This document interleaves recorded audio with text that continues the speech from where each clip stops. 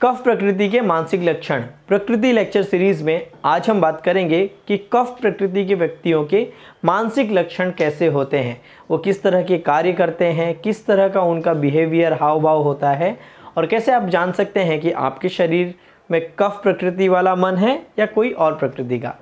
तो शुरू करते हैं। पहली चीज़, कफ प्रकृति वाले व्यक्ति को अगर आपको पहचानना हो, मतलब कफ प्रकृति के ब्रेन को आपको पहचानना हो, तो उसका सबसे पहला लक्षण है मंद अर्थात स्लो। जैसे कि हमने पहले बताया, वात वाले जो होते हैं उनको अगर आपको पहचानना हो तो हमेशा एक्सट्रीम हड़बड़ी, हर चीज़ में फास्ट। पित्त वालों को पहचानना हो तो परफेक्शन, जिनको हर चीज़ एकदम डिट्टो परफेक्ट चाहिए। और जो कफ वाले हैं उनके लिए ऐसा है कि जो लोग हमेशा एकदम शांत होते हैं। तो ऐसे लोग जो हर काम को बहुत धीरे करते हैं या धीरे समझते हैं। जी हाँ, कफ प्रकृति वाले जो लोग होंगे वो ऐसे होंगे कि जिन्हें कोई भी चीज़ बहुत देर से समझ में आती है। नॉर्मल आम बोलचाल की भाषा में हम कह सकते हैं कि ट्यूबलाइट है। ट्यूबलाइट मतलब कि कोई भी चीज़ को शुरू होने में जैसे ट्यूबलाइट को टाइम लगता है, वैसे ही कफ प्रकृति वालों के साथ ऐसा है कि उन्हें कोई भी चीज़ समझने में समय लगता है, टाइम लगता है। पर एक बार वो कोई भी चीज़ समझ लें, याद कर ले, तो वो चीज़ वो लंबे समय तक याद रखते हैं और उनके दिमाग में वो चीज़ बनी हुई रहती है। तो ये पहला खास मानसिक लक्षण कफ वालों में आपको देखने मिलेगा। आगे कफ वाले ऐसे होंगे कि उन्हें किसी भी चीज़ की जल्दबाजी नहीं होगी, जिसे आयुर्वेद में अशीघ्र आरंभ कहा गया है। अर्थात ऐसे लोग जो कोई भी काम को बहुत लेट या बहुत धीमे शुरू करते हैं और धीरे धीरे उस काम को पूरा करते हैं। एक गाने के तौर पे इसे समझे तो ऐसे लोग जिनका गाना ये होगा, धीरे धीरे से मेरी ज़िंदगी में आना। ऐसे लोग जिनको हर काम में धीमापन पसंद है, कोई भी काम शुरू करने में जो अपना टाइम लेते हैं और वो टाइम लेकर बाद में आराम से धीरे धीरे उस काम को आगे बढ़ाते हैं, ऐसे लोग कफ वाले मानसिक तौर पे होते हैं। इसे अगर एग्जाम्पल से समझना हो तो क्रिकेट में आपने महेंद्र सिंह धोनी को देखा ही होगा। वो कुछ इस तरह के लोग कफ वाले होंगे। अर्थात शुरू में आने पे जो अपना बहुत टाइम लेंगे सेटल होने में और लास्ट में एंड में जाकर जो चौके छक्के मारने का काम करते हैं। तो इस तरह के जो नेचर वाले हैं, जिन्हें शुरू में बहुत टाइम लगता है सेटल होने में, शुरू में जो बहुत धीमे होते हैं और बाद में स्पीड लेते हैं, ऐसे कफ वाले लोग होते हैं। कफ वालों का एक और विशेष गुण आपको देखने मिलेगा कि ऐसे लोग जो बहुत जल्दी गुस्सा नहीं होते, बहुत जल्दी इरिटेट नहीं होते या भड़कते नहीं।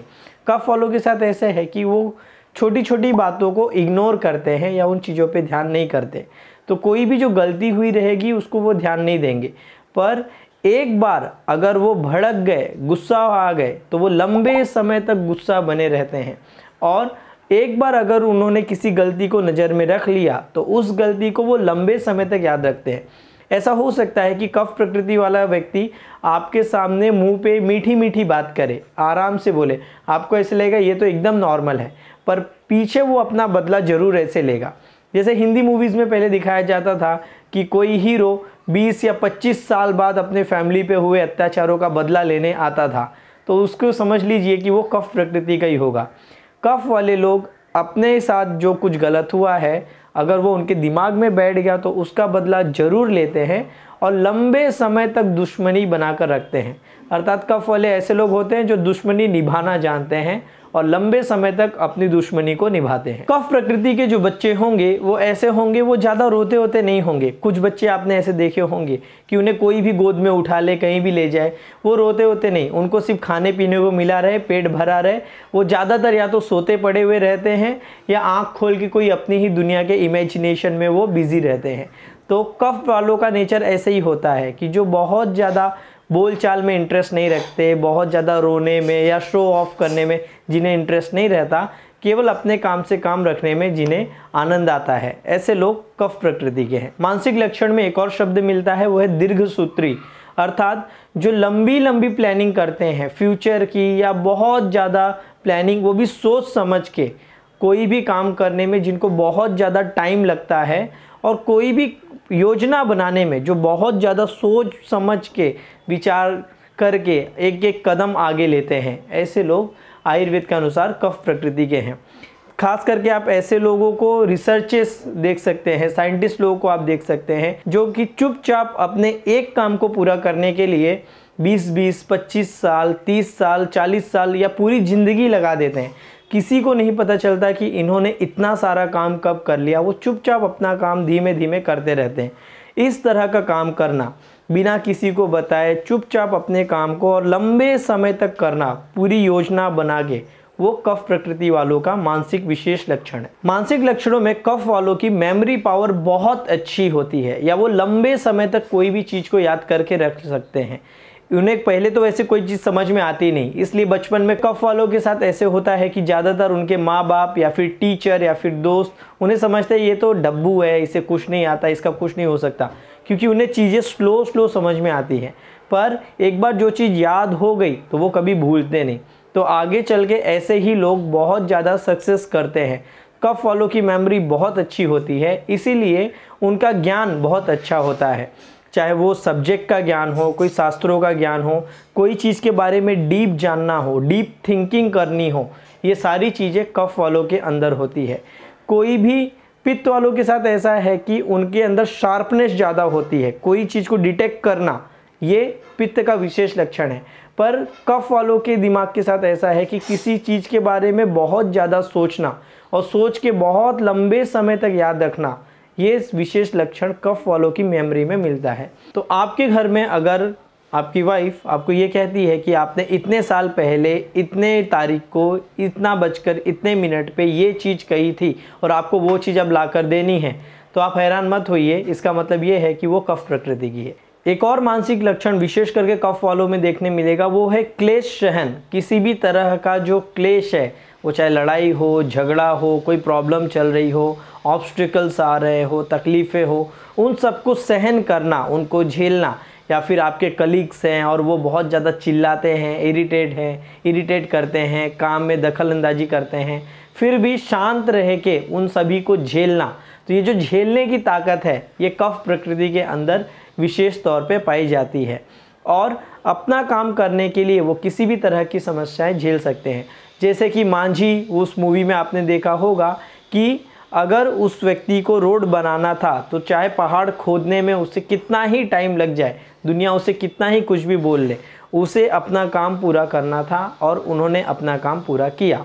तो इस तरह के लोग ज़्यादातर कफ प्रकृति के होते हैं कि जिन्होंने एक बार मन में ठान लिया तो फिर कितनी भी प्रॉब्लम सामने आए वो उसे पूरा करने से पीछे नहीं हटते। एक और विशेष मानसिक लक्षण मिलेगा, वो है अलुलुपु, अर्थात कफ वाली प्रकृति के अंदर लालच नहीं होता। वात प्रकृति वालों के साथ कैसे होगा कि उनके साथ हर चीज़ क्विक रहेगी, तो उन्हें तुरंत करोड़पति बनना है, तुरंत अमीर बनना है, तुरंत फेमस होना है, हर चीज़ फास्ट चाहिए। पर कफ वालों के साथ ऐसे नहीं होता। तो आप कोई किसी कफ प्रकृति वाले को लेकर जाए, अरे एक स्कीम है जिसमें आप जुड़ जाओ, उसके बाद आप 2 लोगों को जोड़ लो, फिर वो नीचे 2 लोगों को जोड़ेंगे, इस तरह आपको पैसा आएगा, आप करोड़पति बन जाओगे, ये मिल जाएगा, वो मिल जाएगा। तो कफ प्रकृति के व्यक्ति इस तरह के लालच में नहीं पड़ते। और कफ प्रकृति का अगर कोई शुद्ध कफ प्रकृति का व्यक्ति है तो वो बड़े से बड़े लालच के ऑफर आने पर भी उनमें नहीं फंसता। क्यों? क्योंकि उनके ज्ञान का लेवल या संयम का लेवल बहुत अच्छा होता है। इसलिए आपने ऐसे कई बच्चे देखे होंगे जो कि छोटी छोटी चीज़ में बचपन में बहुत खुश होते हैं। उन्हें मतलब ऐसा नहीं रहता कि रोज़ एक नया खिलौना चाहिए या कुछ नया घूमने फिरने के चाहिए।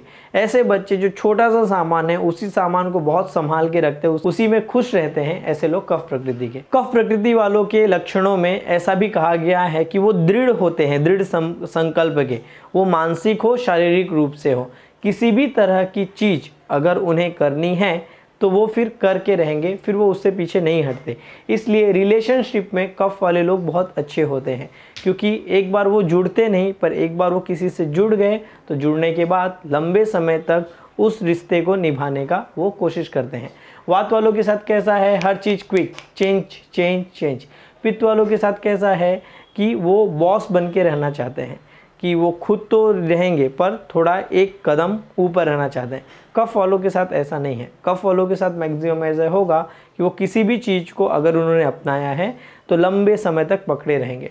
इसलिए आप देखते हैं कि कई सारे लोग कई सारे गुरुओं को मानते हैं, कई धार्मिक मान्यताओं को मानते हैं, किसी विशेष चीज़ को मानते हैं और उस चीज़ को अगर उन्होंने मान लिया तो इसके बाद क्या है, कोई उन्हें लाख गलत साबित करे, कोई प्रमाण दे दे, फिर भी वो उस चीज़ को पकड़े रहते हैं, उनका लगाव वो छूटता नहीं।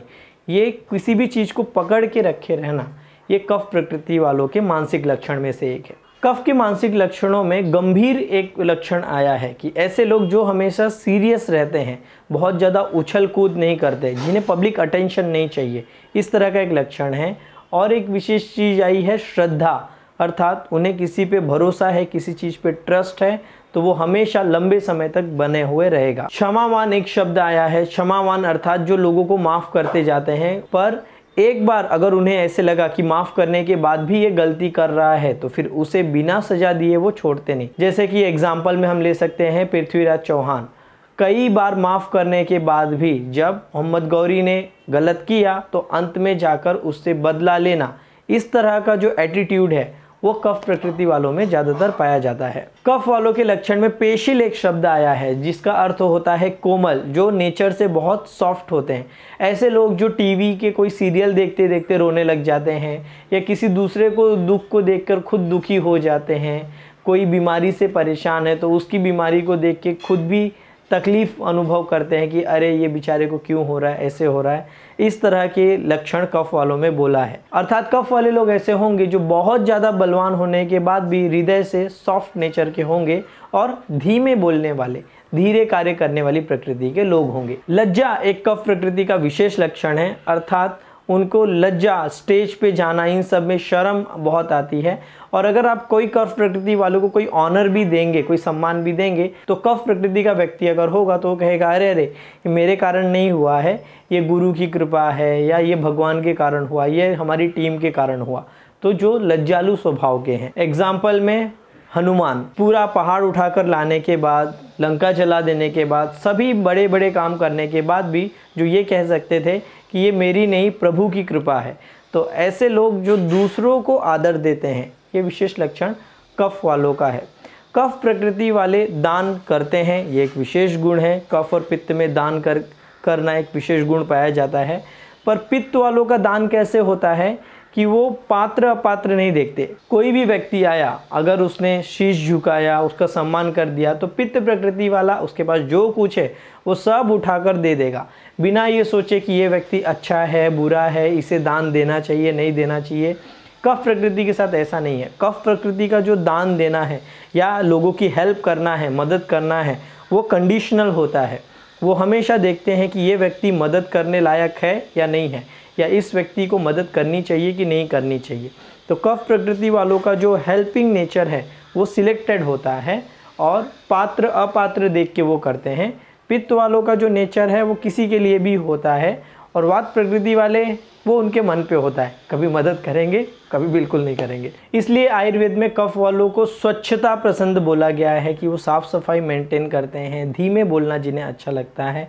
और कफ वालों के ज़्यादातर लक्षण संत व्यक्ति या साधु संत व्यक्तियों से ज़्यादा मिलता जुलता है, कि जो शांत रहते हैं, धीरे धीरे चीज़ें करते हैं, ना छेड़छाड़ नहीं करते। इसलिए कफ प्रकृति के ज़्यादातर लक्षण एक अच्छे व्यक्ति या संत व्यक्ति से ज़्यादा मिलते जुलते आयुर्वेद में कहे गए हैं। इसलिए कफ प्रकृति वालों को आर्य शब्द कहा गया है, अर्थात ऐसा व्यक्ति जो कि एकदम सज धज के साफ सुथरा रहता है, दिमाग से शरीर से पवित्र रहता है, शुचि है, शुद्ध है, और सारे के सारे आज के हिसाब से जो जेंटलमैन व्यक्ति कह सकते हैं, वो सारे गुण कफ प्रकृति वालों में होते हैं। तो ये जो कफ के गुण हैं, अब ये तम अवस्था में हो सकते हैं, अर्थात किसी व्यक्ति के अंदर कफ की, नेचुरल कफ की, ये ध्यान रखिए हम प्राकृतिक कफ की बात कर रहे हैं, कितना ज़्यादा है उस हिसाब से ये लक्षण कम या ज़्यादा हो सकते हैं। ऐसा भी हो सकता है कि 3 कफ प्रकृति के व्यक्ति हैं, पर तीनों में किसी में कफ की मात्रा थोड़ी कम है, किसी में मध्यम है, किसी में ज़्यादा है। तो जिसके पास ज़्यादा है उसके पास ऐसे गुण ज़्यादा होंगे, मध्यम में मध्यम और कम वाले में कम, इस तरह के लोग होते हैं। तो आपके पास अगर कोई कफ प्रकृति का व्यक्ति है तो खुश रहिए, उसके साथ दोस्ती ज़रूर बना कर रखिए, क्योंकि वो दोस्ती लंबे समय में फ़ायदेमंद साबित होती है। आगे आने वाले वीडियोस में हम बात करेंगे कि कफ वालों को क्या क्या शारीरिक और मानसिक रूप से समस्याएं होती हैं, और उसके लिए किस तरह का आहार विहार, दिनचर्या या औषधियाँ उनके लिए अच्छी हैं। कफ प्रकृति से जुड़े अगर आपके कोई सवाल है तो आप हमें कमेंट कर सकते हैं, उन पे हम वीडियोस ज़रूर लाएंगे। तब तक के लिए स्वस्थ रहें, मस्त रहें।